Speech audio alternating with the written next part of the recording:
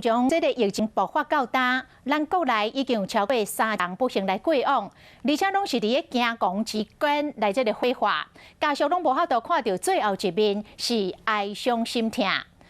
到底有讲过遗体爱伫咧24小时来火化无？指挥官陈时中前后解喙大转弯，昨过来讲24小时来火化是对的，这是互真侪死者的家属不满，因驳着民怨。都较真死者的家属真无法度谅解，爱陈时中为家己的言行来道歉。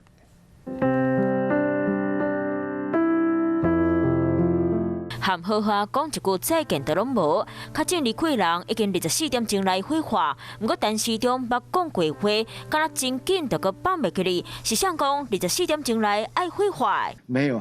尽速的前提下，都有在24小时内完成。6月7日讲，陈时中保证伊无讲过这句话时，2年外来有偌济亲人误会。不过6月7日讲，陈时中搁挡嘴，并不是说24小时以内火化的人是错的。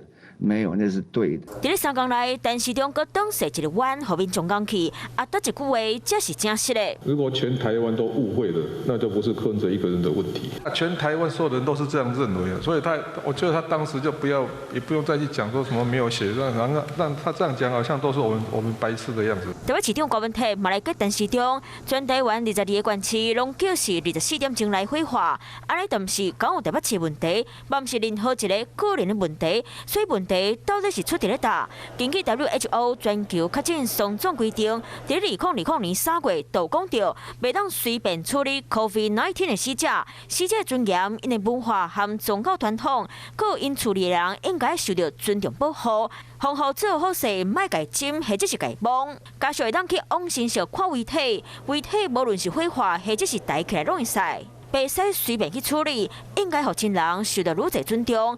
这2年外有做偌济，即马佫雄雄挡嘴，互真侪家属拢真歹接受。博士的死，我们没有怪政府，我们家人往生的此刻却没有得到的最后的尊严，没有一句道歉，我们觉得深表遗憾跟无法接受。好，来，永谦。我是李文，想要关注体育的朋友们，记得收看52动起来，然后还要订阅我们的 YouTube 频道，赶快按赞、订阅、开启小铃铛。